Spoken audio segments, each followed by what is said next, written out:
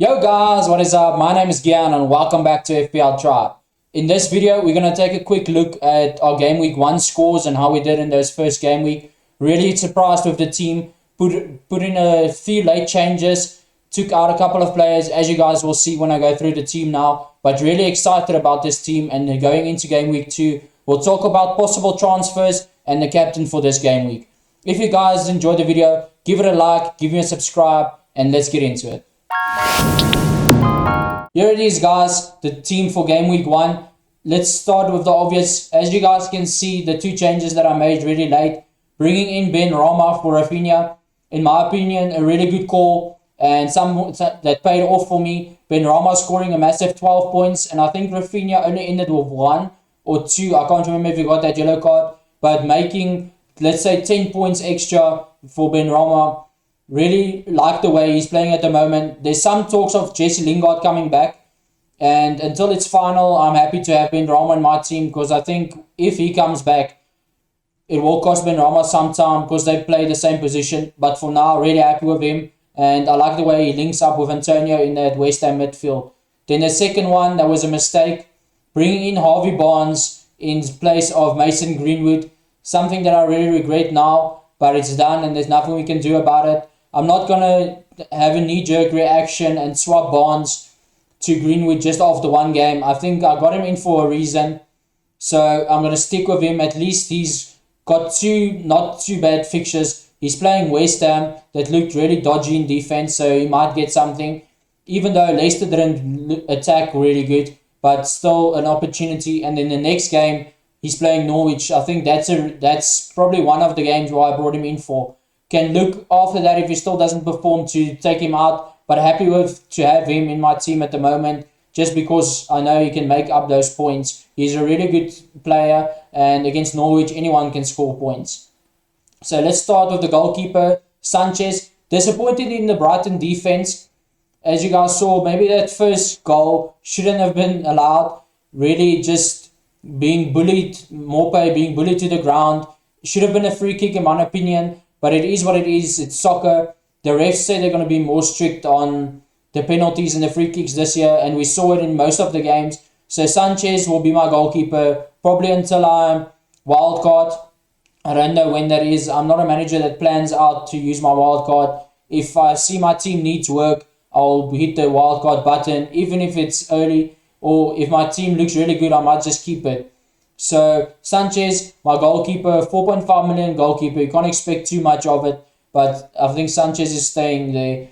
As you guys see, I have Foster on the bench that we weren't sure if he's going to start or not. But I think it's fine to say now he is the backup. And he will only play if Bachmann get injured. So happy with that. Because I think Sanchez, if he stays fit, he plays most of the games.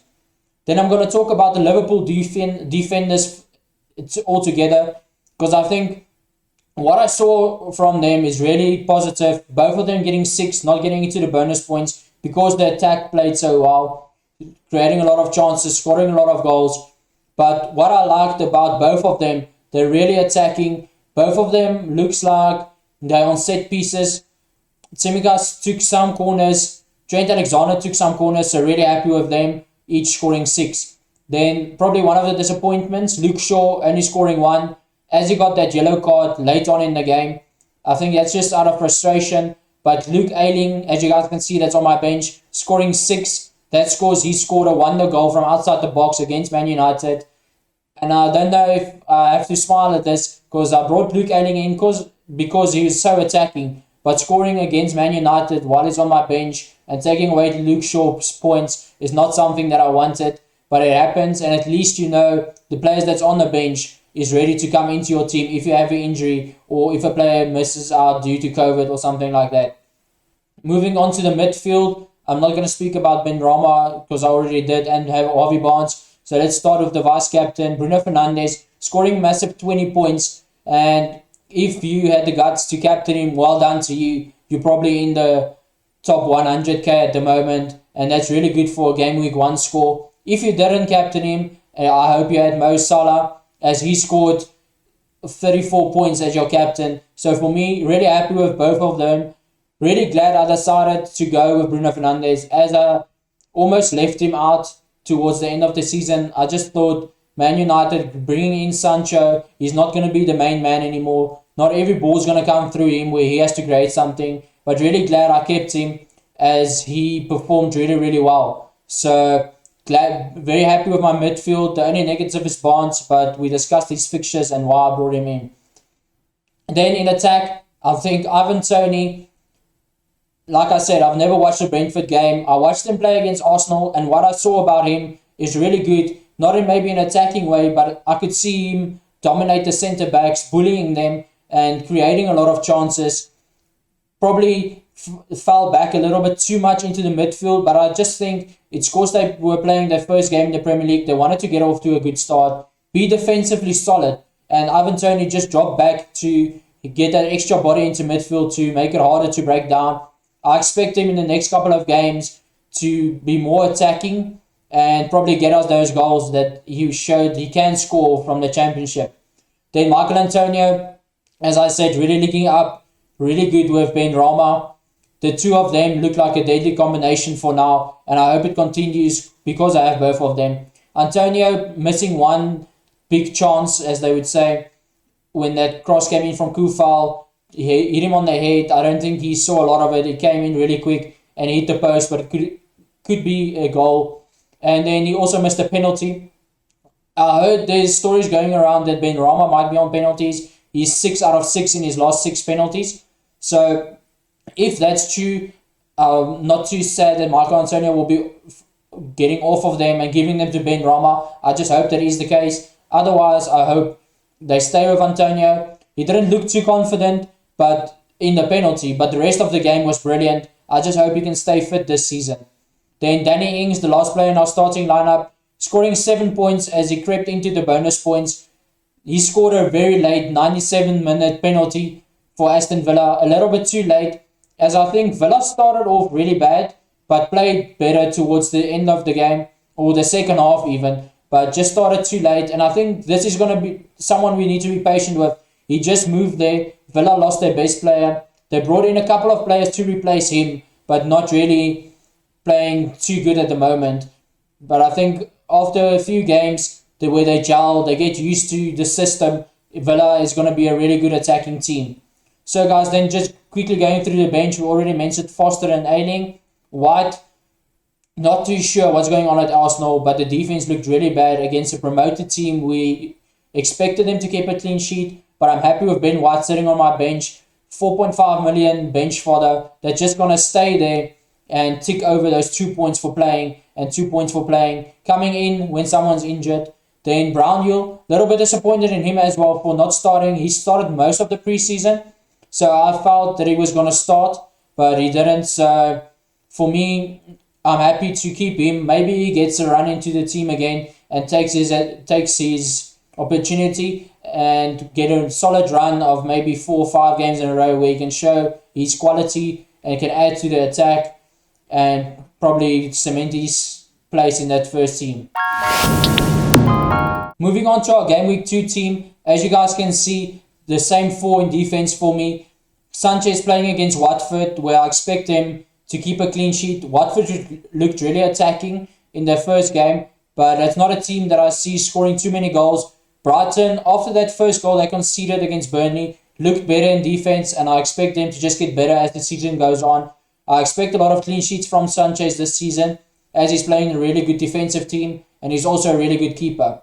Then moving on to our Liverpool defenders that's playing against Burnley, I expect clean sheets and possibly at least one attacking return from between the two of them and clean sheets. So getting you 15 to 20 points between them. So really excited to see what they can do. As we saw, Trent Alexander and Tsimikas really attacking on set pieces, taking free kicks, taking corners. Really like the potential they have to bring points into our team.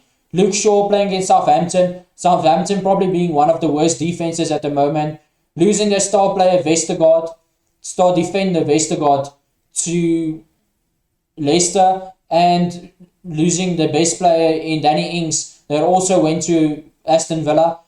It's not a team that's looking like they can flourish this year. I'm probably expecting them to go down if they don't buy players to replace those players. So for me, Luke Shaw can also get a assist or a goal in this game, and I'm definitely looking at a clean sheet. Then just moving on to our midfield, same four as last game as well. Bruno Fernandes, vice captain, Mo Salah as captain, and I think the decision here is purely just because Mo Salah is playing at home. I think they're playing a little bit tougher team as Burnley have that low block and probably going to play with almost a back six. That's how Burnley plays when they play the top teams, trying to be defensively solid. But Mo Salah and Liverpool is a perfect team to break down teams like that. Mo Salah can create a lot, and he's got the potential to score, getting the runs behind. So for me, still a very good option, and he's playing at home where we know how good Liverpool is, and they're playing in front of their fans again. They will want to show the fans why they are there, why they're supporting them. So for me, a really good option. Bruno Fernandes against Southampton, I could see probably another one assist and probably another hat-trick, if I'm being honest. That's how bad that Southampton defense is. Now, I've got two midfielders that's playing against each other. That's not ideal. But Ben Rama, really looking good. West Ham looking really good in attack. So, hoping for something from him. Then Harvey Barnes has got his second turn to just show me why I selected him. And I'm really regretting this pick just because Harvey Barnes and Leicester didn't look like they were attacking too many. Only player that looked really good was Jamie Vardy, and that was against the Wolves side with a new manager playing in a new structure. They used to play a back five, playing a back four, so I expected a lot more from them. But what can we do? We have a wild card if we need to use it, but for now I'm happy to just keep him as he's playing Norwich next week. And moving on to our strikers and our bench. Ivan Toney is going to start again for me. Playing against Crystal Palace, I really expect Brentford to be a lot better. And for Ivan Toney to probably get a return here, as it's against one of the weaker sides in this division, and playing under new management, also learning new structures, learning new formations. So for me, there's potential in this week for Ivan Toney. The next guy, Michael Antonio, playing against Leicester. Like we saw in that first game, he's looking really sharp, on top of his game, looking to be fit. Doesn't look like he has any niggles, injury concerns. So for me, a really good option. Might even look at him later on as a captaincy option if he follows the way he's doing now and just stays on form and stay injury free. Then Danny Ings against Newcastle. Newcastle this season, also a very bad defense, and I'm expecting not a lot from them. As I said, Villa are playing with new players, trying to gel together, and I think after playing that game where it was probably the first 11, I think just Watkins is going to come in next to Ings this week and be more attacking, as he will draw defenders and leaving Ings in a lot of space. Newcastle not the best defensive teams, so if you're looking for a differential captain this week, I think Danny Ings is definitely an option. Looking at the bench, Foster is just there because he's a 4 million goalkeeper that's going to sit on our bench. Luke Ayling and Ben White just swapped for me. Ayling looking better than Arsenal, and Arsenal, I expect him to concede playing against my team, Chelsea. So that's why I swapped. Brownhill, I'm not too sure about his minutes, so that's also why he's third. Let's see if he can get a start in the second game. But really happy with this team. Not going to make a transfer. The only transfer that I would make, probably if I make one, is Harvey Barnes and down to a Rafinha or a Greenwood. But for me, I'm just going to give him another game as I want him for his Norwich fixture in the next game. So guys, that's it from me for this video. If you enjoyed it, please give it a like, give me a subscribe, and let me know down in the comments who's your captain for Game Week 2. All the best for the rest of the season, guys, and good luck with your Game Week 2. Cheers.